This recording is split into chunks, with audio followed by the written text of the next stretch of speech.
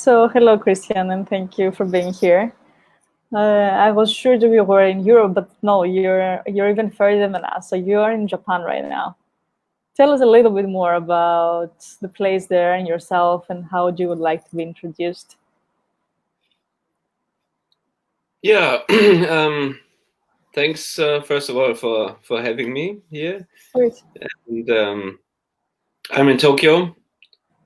I'm in a place called Meguro, which is quite central in Tokyo. But it's a residential area, so we have not very much traffic here. Kids can play on the street, so it's not the metropolitan city which many people would imagine. We also have a lot of smaller parks around and temples, so it's a very nice environment actually. You have been in Tokyo for some years already.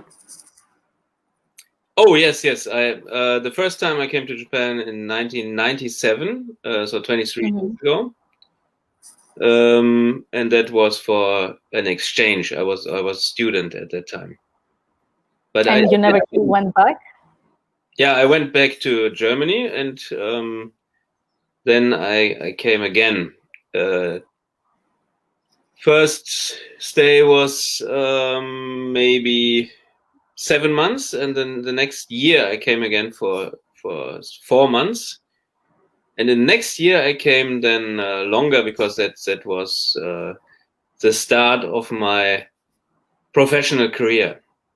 So tell us a little bit of what you do, or what you were doing back then and what you do right now. Should I start with what I'm doing right now, or what As you feel? Maybe the right now is more important anyhow. Yeah.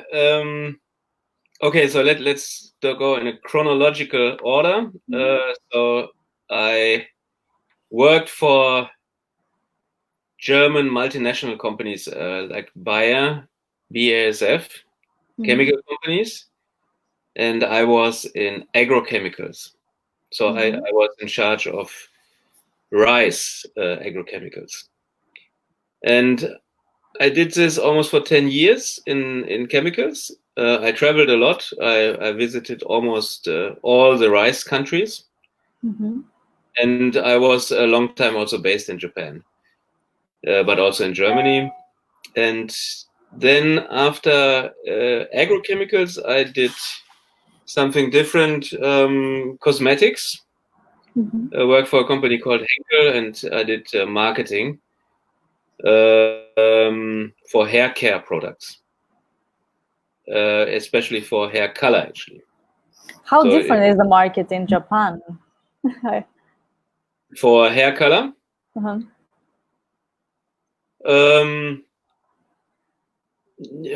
Maybe that Asian people have mostly black hair, and that Japanese women are very worried about the start of getting gray hair. So if they only see 1 or 2 gray hair, they already have to have something to cover that. And yeah, that's one difference, that they try to do that from an early stage, and they have these kind of more mild hair colors. But now you're not anymore in this field, right? No, not at all. So after this, I had a period that I went into lifestyle, interior design, furniture. So I was the CEO of a German furniture company here in Japan, and that was until 2009, and that's my whole career as an employee. And then I started my own company called Aventa, and this own company I'm still doing today. It's almost 11 years old now. And what do you do? And how do you combine all the previous experiences? How did you combine all the previous experiences? Yeah, actually, I came back to rice, so that closes a little bit the circle.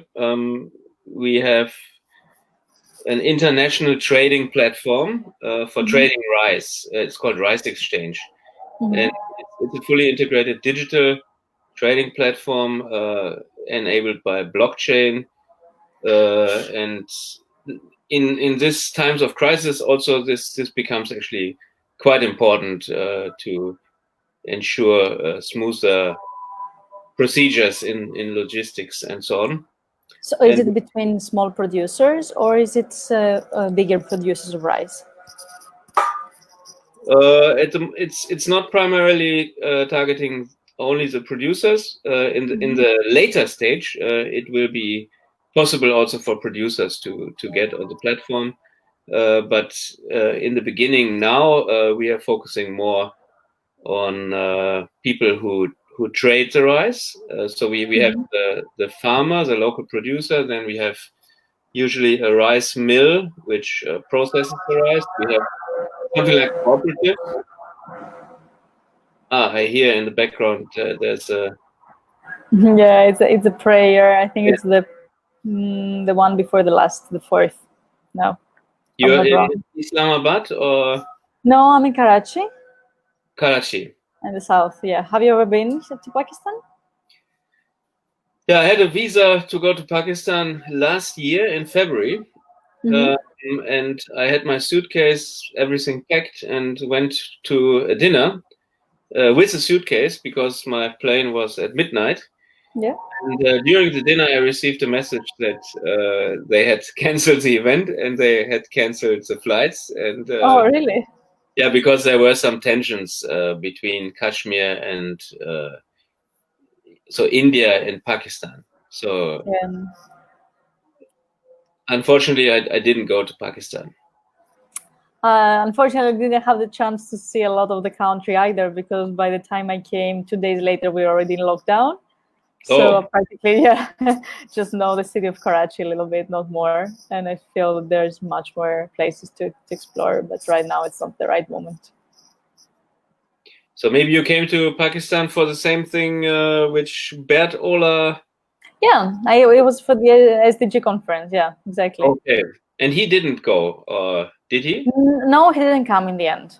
Okay. Because he also invited me to join, but I didn't. Most come. of the international guests didn't come, but I was already in this part of the world, so for me it was easier to fly. I was already in Sri Lanka, so that's why I came. And by the time I arrived, it wasn't canceled yet, so they haven't decided what's going to happen in the country. It happened quite fast, the lockdown after that.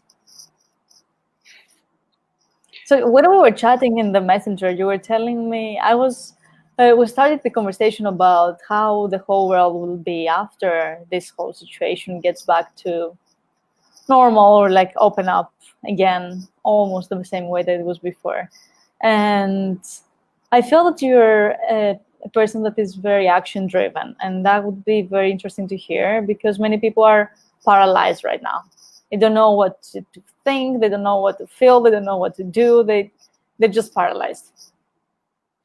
Yeah, exactly. First of all, I have an office here in Tokyo, but since quite a while, I'm not going there every day because first of all, I like meeting people. Second, we do a lot online. For example, with the Rice Exchange, I am the only person in Japan, and we are now about 25 people, and we are distributed over the whole planet. And so we have. In which countries are the rest of the colleagues, let's say the partners? In Europe, in Spain, Switzerland, England, Spain, Switzerland, England, and then in Brazil. In Africa, we have Nigeria and Benin. I'm in Japan. Then I forgot Belgium actually, because we are working with Fujitsu, and we're working with the Blockchain Innovation Center of Fujitsu in Belgium. Then we have Singapore. In Singapore we have also the company registered, and in Switzerland. Yeah, it's so many different places that even I forget sometimes. How did you manage to coordinate so different time schedules? How is the structure of, like, everybody's working in their own time with tasks? Do you have specific, like, working hours that everybody's online? How is structured the whole company? Because that's a very interesting field. Everybody feels and says that we're going to go much more online and much more digital in the way we work in the future. So we have to find different types of structures also. Yeah, we said already before this whole crisis, quite a while ago, that maybe at a certain point of time we might actually write a book about how we structured our company. So that might really be interesting. And it's indeed quite simple. We use Telegram, for example, and we have different Telegram channels. So we have, for example, we have social media and communication strategy channel. We have, at the moment, we have a launch committee channel. We have a marketing and branding channel, and so on. So we organize different topics in different channels, not on Slack, but on Telegram. And Telegram is instantaneous messaging, like WhatsApp. And then we have regular calls. So, for example, today is Monday, and every Monday we have a call with an update, with a weekly update for the whole team. And then we have separate calls for each of the other teams which are working on specific items which need to be developed. And we have daily calls with a tech development team of Fujitsu. And yeah, so that's how we work. There's a fundraiser. So everybody's kind of in their own schedule, but you coordinate all together through calls and instant messaging, practically, right? Instant messaging, and we use a couple of different cloud solutions. Like almost every startup uses Google Drive, maybe, and for the fundraising part, usually you need something like a deal room where you store the information for investors, for example. And we found a very good solution for this one. It's called Crisp.io. Crisp.io. Crisp with a double I, actually. Crisp. So I don't know how they want to pronounce that, but so it's KRIISP, or CRIISP.io. That's we have our deal room in this. Yeah. I was talking about my company Aventa, and Rice Exchange is one of the activities. This one. Yes, exactly. Okay. Rice Exchange is just one of your. So sorry, I didn't hear you right now. Right, you said that Rice is just one of the activities. The Rice Exchange, exactly.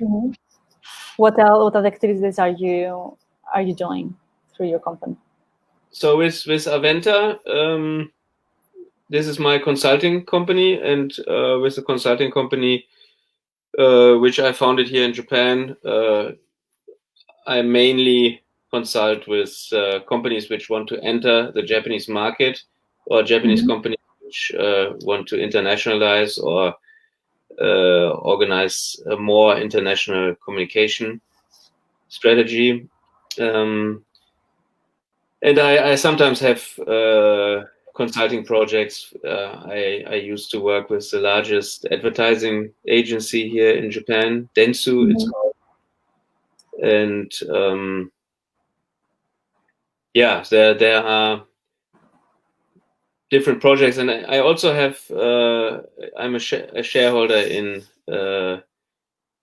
different joint ventures. We have one joint venture for waterless toilets. Actually, it's waterless urinals. You have never used a urinal because you are a female, but men are using this usually, and so it doesn't use water, and we have a microbacterial cleaner. So it's a very environmentally friendly product. It fits very well to my other sustainability activities, and we also have a very innovative thing. We have a video display on the top of this toilet. So men are standing when they use the toilet, and they look down, so they must see this video display. And on the video display, it can be used for playing information. It can also be used for advertising. So we can actually sell this as an advertising space. That sounds very Tokyo to me, with a display in the in the washing room. Yeah, it's actually a Swiss company, and many yeah, we have a joint venture with them here in Japan. Yeah, and then I have founded the PDIE, the Purpose-Driven Innovation Ecosystem. I don't know if I already, maybe not yet. I will invite you to join this also. Tell me a little bit more about it. Tell me a little bit more about it. What is the purpose-driven initiative? Purpose-driven innovation ecosystem is building an ecosystem for co-creating a better tomorrow by finding the most impactful and sustainable innovations and scale these innovations to international markets. And I also started this from Japan last year, so it's only a year old. The idea was born already a couple of years ago, and we had the first bigger kind of kickoff event in 2017 in October, but then after this I had been distracted with other things. So I picked it up again in May last year and made Tell us a little bit about one project that has catched your attention from the innovation projects that have been applying or that have been already expanded globally through this network. At the moment, there's one initiative which we have been starting recently, and it's called We Mauri. Mauri is a Japanese word for forests. So it will be an app targeting the millennials, and it's a donation app with gamification where millennials learn about biodiversity, and at the same time they can either do a subscription model. So for example, they say, I skip one coffee at Starbucks every month, and instead I donate kind of $5 every month or something like this. Of course, you can choose the amount yourself, and this money is aimed to ecological reforestation and protection of existing forests, and so that we are aiming to create a mass movement for this. Also working with different brands and so on. Yeah, that's one interesting project, and with that's an interesting initiative. That's an interesting initiative. But how do you see like all projects shifting or changing due to the current situation? I feel that many dynamics will change both in business and economy. And I would like to hear your opinion about that. Yeah, actually, we had a call last Friday with people from our ecosystem, and the title was Purpose-Driven Innovation for a Post-Pandemic World. So we didn't focus on the time right now on the crisis, but of course we discussed a little bit how is the situation here and there, and how is leadership working on this and this. But the main focus was to imagine the future after the crisis would be over, and what would have changed. And I think that at the moment, one thing which really changes a lot is the consciousness of people, because all of a sudden everybody has to sit at home and is a little bit idle and paralyzed. And in a positive scenario, it will lead them to new things. They will read books. They will, like we do right now, they will connect on the internet. They will discover that remote work is possible. So many people will discover that remote work is actually possible. Also the companies. And they might even develop new business ideas. But business itself also, I think, will have a different, or could transform into a different meaning, because so far, and I mean, what's happening right now is that the whole economy is under threat, and many businesses are running out of business, and there will be a kind of a domino effect that has repercussions into maybe even the banking and the real estate business. So it will be a crisis to a larger extent than the Lehman shock and everything else we have experienced so far as a humanity on this planet. So in terms of our human-made system, so we actually need to think about new systems for governance. We need to think about new paradigms, how we actually organize a more sustainable world and a more sustainable way to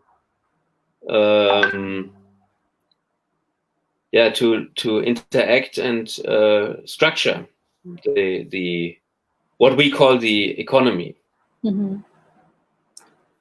And have you seen already people moving towards this direction of creating new types of systems? Is there anything that's called into your attention? Because this is definitely a very interesting approach that we have. We are kind of forced to just rethink of how our economy should be working in order to avoid the need of constant increase to be able to be stable, as it has been until now. So our economic system right now, if it doesn't grow, it fails. And that's why right now we are in this, like in the doorstep of an economic crisis, because practically we stopped activity for 2 weeks.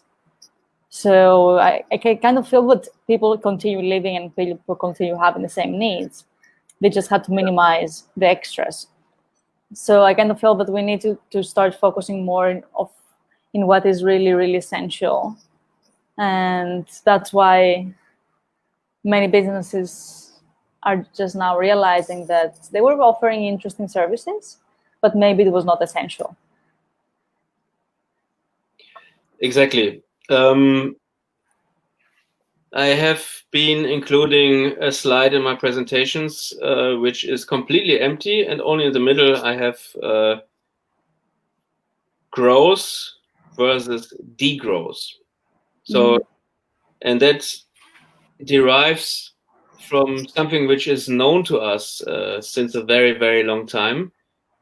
I was born 1971, and my father had a book in the bookshelf which said Limits of Growth, Club of Rome. I think it was 1974 or something like this. Of course, I was 3 years old. I couldn't read, but later I could see the book, and I was always very curious. And I had asked him then, and he explained me, that we cannot eternally grow because we have limited resources. And at the moment, what we can see also is that we have a virtual system which is our money system that is it has been almost unlimited, but we have a real economy and we have this virtual money economy. So how to get this more into balance so that the future systems would take into consideration the real value, and that there would be a shift in the thinking also about our financial system. Because, for example, when in humanity, in history, there were crises. In each of the crises, money was devaluated, there was inflation and so on. But nevertheless, countries were able to produce weapons and mobilize soldiers and go to war. So there's no real lack of resources, but it's kind of an artificial scarcity. So I think that this kind of system thinking needs to change. Absolutely. I mean, if we say the world, it's not really real lack of resources. It's just we are limited in what we can capture in the resources that are available and use. So if we talk about energy, the sun is sending to Earth 1,000 times more energy than we need in a year, but we cannot capture it yet. We cannot capture it to the extent that actually will be useful for us. So I think from this situation, we'll be forced kind of to innovate and understand how to better use resources instead of just wasting them. From my side, I see that there was a lot of waste in resources that is bringing this tension when we have to rethink about better redistribution of resources. And I feel that even before the normalization of the situation, there will have to be some solutions to avoid conflict. And this, I think, will drive a lot of companies to start rethinking of the ways that they're functioning and the ways they're distributing the goods. And in the end, what is more important, to have money or to have security? So, and stability in there. So I think we're faced with very important questions of what is more important right now for us. And I don't think that anybody has the answers yet. I feel that everybody's just looking at the situation, trying to evaluate what is going on and how is the best way to move forward. But I definitely feel that there is a positive approach towards being more looking at the collective power rather than going into individualized solutions. And I feel that this can be very helpful in the future. I don't know if you agree on that. What is your opinion about, from your point of view and from the country you are? Yes, I included the word ecosystem in the PDIE, Purpose-Driven Innovation Ecosystem, and that has always been one of my topics, that instead of cultivating a competitive territorial thinking, we actually need to develop this collective mindset and collaborative approach, so that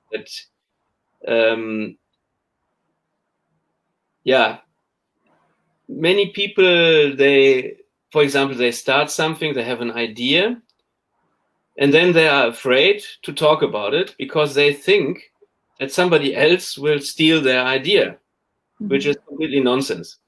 So if I have an idea, I talk about it and I try to connect to people and listen to their feedback, because then, and it might even be good to talk to a so-called competitor and make this competitor a friendly competitor, so that you can actually exchange information. And exactly, I think that's the whole point. Yeah. Moving into collaboration instead of competition the way it was before, at least. Or at least it can be healthy competition that allows both to grow instead of one trying to kill the other to survive, right? Yeah.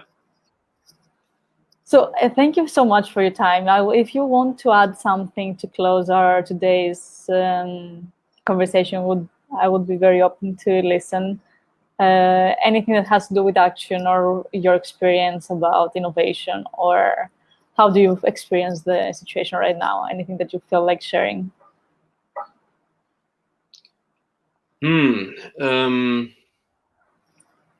Yeah. So thanks again for for having this interview here with me. And yeah, I think that really we are living in very interesting, very challenging times, and I'm very much aware that many people are really suffering right now, because not because of the virus. Some are suffering about the virus, but this is a very small percentage of the whole population. But people are suffering because they lose their jobs and they run out of money. They don't know how to go on, and they are very concerned. I just had a conversation with somebody who also said that, yeah, how's everything? Yeah, very bad. I had to close my whole business, all the operations, and he had been focusing on tourism actually, and now he has to close everything, and he doesn't know how to carry on. And yeah, it's really an existential crisis for many people. But at the same time, I believe that it could be a chance, but the chance is only there for people who are agile and who have the horizon to go beyond what they have been doing so far, try new things, try something in the digital space, and connect to people who are different and learn from them. And with innovation, that's one of the formulas that diversity leads to getting to know something which you haven't known so far. And if you are smart, and you will find a possibility. And yeah, so finally we will survive. Life will carry on, maybe not as usual, but I'm very optimistic for the time after this crisis, because we will unleash a lot of positive feelings, and people will be so relieved when they can go out of this lockdown. And yeah, I'm very much looking forward to this. So it's also in a way good to be prepared for the time afterwards. I think we all are, and thank you so much for being in this conversation. It's exactly as you said. The more diversity we are able to listen, the more new ideas come into our minds. So thank you for sharing your part of the world and your part of business. I think there's not so much interaction normally with between the country that I am and Japan. So it was valuable, your time. And I wish you the best for this time and for the time after. and we will remain in contact through Facebook. Stay safe, stay healthy. You too. Thank you so much. Bye. Bye.